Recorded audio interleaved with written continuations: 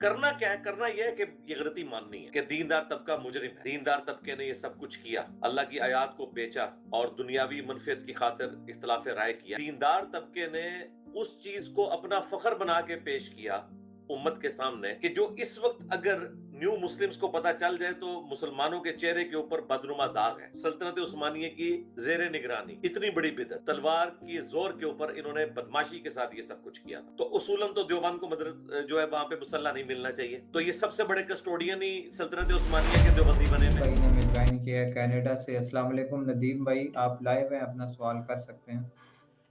السلام علیکم ورحمۃ اللہ۔ جی وعلیکم السلام ورحمۃ اللہ وبرکاتہ۔ جی ندیم بھائی اپنا سوال کریں۔ سر پہلا سوال ہے، تکفیر کے اصول اور شرائط کیا ہیں؟ کیا تکفیر حرام ہے؟ یہ تو پوری ڈاکٹرن ہے میرے بھائی، یہ سوال تو نہیں ہے، یہ تو پوری ڈاکٹرن ہے، اس کے اوپر ہاں یا نہ میں تو کوئی جواب نہیں دیا جا سکتا، اس لیے بہتر یہ کہ اس سوال کو رہنے دیں آپ۔ فی الوقت آپ یہ پوچھ سکتے ہیں کہ مسلمانوں کے وہ کون سے بنیادی عقیدے ہیں جن کی بنیاد کے اوپر ہم مسلمانوں کو مسلمان سمجھتے ہیں، تو وہ عقیدہ توحید، عقیدہ رسالت اور اس کی کرالری کے طور پر عقیدہ ختم نبوت اور عقیدہ آخرت ہے۔ یہ بنیادی چیزیں، ان میں سے اگر کسی چیز کا کوئی انکار کرے گا تو پھر تکفیر والا معاملہ ہوگا، اور ظاہر ہے وہ بھی اہل علم کا کام ہے کہ وہ اس شخص کے ساتھ ڈسکشن کریں گے کہ اسے سمجھنے میں کوئی خرابی لگی ہے یا اس کا ذہنی توازن بگڑ گیا ہے یا اور کوئی چیز ہے۔ اور اگر آپ ڈیپ ڈیگ کرنا شروع کریں تو پھر کافی ساری چیزیں ایسی ہیں جن کی وجہ سے کفر لازم آئے گا۔ مثال کے طور پر اگر کوئی شخص کلمات کفر بول دیتا ہے تو اس کی وجہ سے بھی اس پہ کفر لازم آئے گا، اس پہ توبہ پیش کی جائے گی، مسلمان کیا جائے گا۔ اللہ تعالیٰ کی حلال کردہ شریعت کو وہ حرام کہہ دے، اللہ تعالیٰ کے جو عائد کردہ فرائض ہیں ان کی فرضیت کا انکار کرتے ہیں۔ مثلا کوئی شخص ساری چیزیں مانتا ہے اور وہ کہتا ہے میں نمازوں کو فرض نہیں مانتا، تو وہ بھی کافر تصور کیا جائے گا۔ تو اس طرح کی جتنی بھی چیزیں ہوں گی اس کے بعد لوگوں کی اصلاح کی کوشش کریں گے۔ ان شارٹ یہ ہے کہ تکفیر کرنے کی کوئی ضرورت نہیں ہے، صرف علمی طریقے سے کسی کی غلطی اس کے اوپر واضح کی جائے، باقی اس کا معاملہ اللہ کے سپرد کر دیا جائے۔ کیونکہ تکفیر کا رزلٹ یہ نکلا ہے کہ آج آپ دیکھ لیں کہ بریلوی اہل حدیث کی تکفیر کرتے ہیں، دیوبند کی تکفیر کرتے ہیں، اہل حدیث جو ہے وہ کہتے ہیں کہ جی بریلوی مشرکین عرب سے بھی بدتر ہے، آپ دیکھ لیں ان کے علماء کی ویڈیوز ریکارڈ ہے۔ تو اس کا اینڈ کوئی نہیں ہے، یہ خوارج کا طریقہ ہے تکفیر کرنا۔ ہاں غلطی کو واضح کرنا یہ صحابہ کرام کا طریقہ ہے، غلطی واضح کریں اور ان کا معاملہ پھر اللہ کے سپرد کر دیں۔ جو بھی اہل قبلہ اہل کلمہ ہے اس کی غلطی اس کے اوپر واضح کی جائے۔ جی سیکنڈ کوسچن کر لیں۔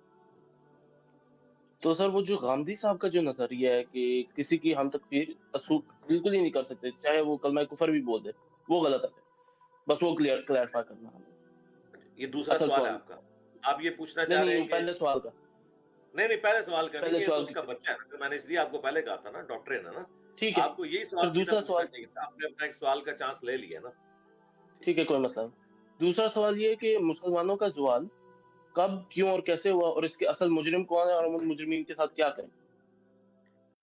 مجرمین جو ہے جی وہ دیندار طبقہ ہے، اولین مجرمین، اور اس کے بعد اگر کوئی ہے تو حکمران ہے جن کو سپورٹ ان دیندار طبقوں کی رہی ہے، اور تیسرے نمبر کے اوپر عوام الناس ہے۔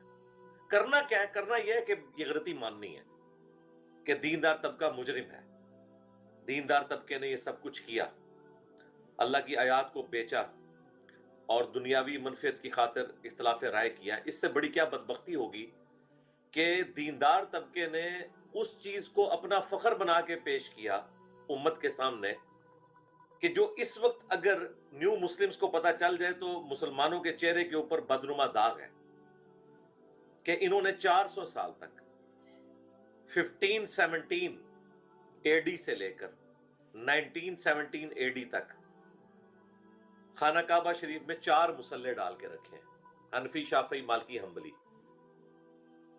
اور ساتھ ساتھ یہ بھی کہتے تھے کہ چاروں امام حق پر ہیں۔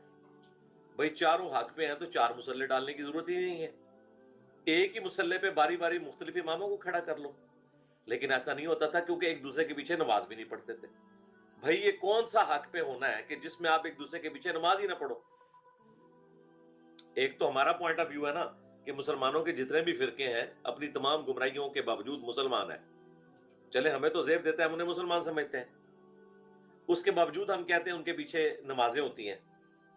لیکن یہ لوگ تو نہ صرف انہیں مسلمان سمجھتے تھے بلکہ فخریہ کہتے ہیں جی چاروں امام حق پہ ہیں, ان کے ماننے والے بھی حق پہ ہیں. تو تم لوگ تو ان کو حق پہ مانتے ہوئے ان کے پیچھے نمازیں نہیں پڑھتے تھے. اتنی بڑی بدعت انہوں نے جاری کی 400 سال تک سلطنت عثمانیہ کی زیر نگرانی.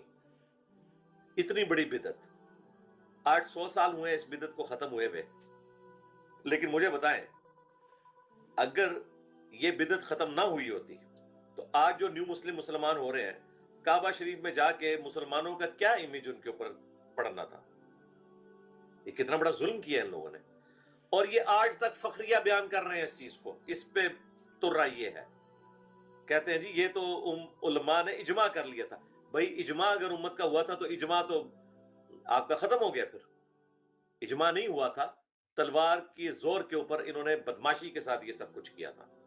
اگر اجماع ہوا تھا تو اجماع پہ تو اللہ تعالیٰ کا ہاتھ ہے قیامت تک کے لیے, تو اجماع تو آج بھی باقی رہتا. اور اب اگر یہ دوبارہ اس طرح کی کوشش کریں تو وہ بھی ختم ہوگی, کیونکہ اب سب سے بڑا جو سکول آف تھاٹ ہے وہ تو حنفی ہے, اور حنفیوں کے 2 فرقے ہو چکے ہیں, بریلوی اور دیوبندی.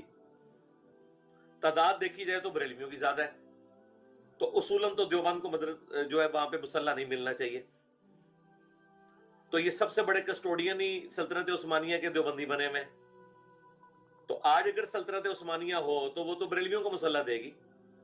تو پھر یہی دیوبندی آپ کو کہتے ہوئے نظر آئیں گے کہ جی کعبے کی جمعیت کو آپ نے توڑ دیا, 4 مسلوں میں بانٹ دیا, کیونکہ انہیں مسلح نہیں ملے گا.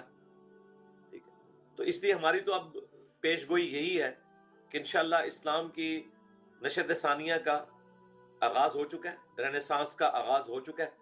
اب انشاءاللہ تعالیٰ دوبارہ سے یہ بدعت حرمین کی سرزمین میں داخل نہیں ہوگی. امت انشاءاللہ تعالیٰ اب اللہ تعالیٰ نے ان کا جو غرور, یہ تکبر توڑا نا تلوار والا, یہ تو ہونا تھا.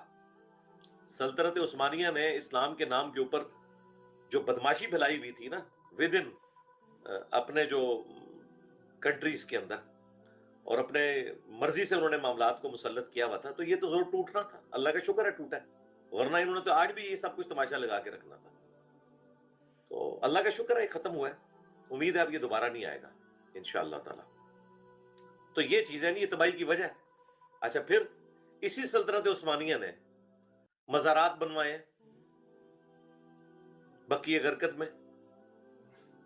پہلے تو 650 سال کے بعد رسول اللہ کے قبر مبارک کے اوپر لا کے گنبد رکھا مملوک امپائر جو صلاح الدین ایوبی کی اولاد نے, وہ بھی سنی تھے, مملوک سلطنت, شافعی سکول آف تھاٹ سے تھے وہ. پہلے تو یہ ایوبی ڈائنسٹی نے یہ ظلم کیا کہ لا کے گنبد خضرا رکھا. اس کے بعد سلطنت عثمانیہ نے اسی بدعت کو کاپی کرتے ہوئے باقی مزار بھی بنانے شروع کر دیے. ٹھیک ہے, تو یہ تماشا انہوں نے لگا کے رکھا ہے. 12 ربیع الاول کی چھٹی سلطنت عثمانیہ نے ڈکلیئر کی تھی, اور اس کے بعد سے انہوں نے اس کو بھی منانا شروع کر دیا آفیشلی ایک عید کے طور پر. اور جو سنت طریقہ تھا سوموار کے روزے کا وہ تو پس پش چلا گیا. تو اس وقت آپ کو دنیا میں جہاں کہیں یہ میلاد نظر آ رہا ہے, یہ ساری سلطنت عثمانیہ کا کیا در ہے. اور یہ بھی سٹارٹ جو لیا تھا وہ بھی مملوک ایوبی ڈائنسٹی کا ایک ایمپرر تھا الملک المظفر, اور جو الملک المنصور قلاوون تھا اس نے گنبد خضرا رکھا. حالانکہ گنبد خضرا تو حضرت عمر بھی رکھ سکتے تھے, کیونکہ آیا صوفیہ کا جو گنبد ہے گنبد خضرا سے بھی وہ کم از کم 10 گنا بڑا ہے. وہ تو رسول اللہ کی پیدائش سے بھی 40 سال پہلے کا ہے. لیکن صحابہ کرام کو پتا تھا کہ ہم نے یہ کام نہیں کرنا قبروں کے ساتھ. صحیح مسلم کی حدیث ہے 2245, میں تمہیں منع کرتا ہوں قبروں کو پکا کرنے سے, ان پر عمارت بنانے سے اور ان پر بیٹھنے سے. تو یہ تو میں نے آپ کو موٹی موٹی بات بتائی. اگر میں لسٹ گنوانی شروع کروں تو یہ سارے کے سارے لوگ اس میں مجرم آئیں گے. ہمارا دیندار طبقہ ہے جنہوں نے یہ سارے کا سارا ظلم کیا, اور جو حکمرانوں نے بھی کیا ہے نا ان کو بھی گراؤنڈز اس دیندار طبقے نے پرووائڈ کیے ہیں. یہ ان کے درباروں میں جا کے بیٹھتے تھے, یہ انہیں سپورٹ کرتے تھے. اس لیے الٹیمیٹلی جو ذمہ داری ہے وہ دیندار طبقے کے اوپر آتی ہے. ٹھیک ہو گیا جی, چلے جی پکچر. سر, بہت شکریہ. السلام علیکم. نہیں سر, جزاک اللہ, فی امان اللہ.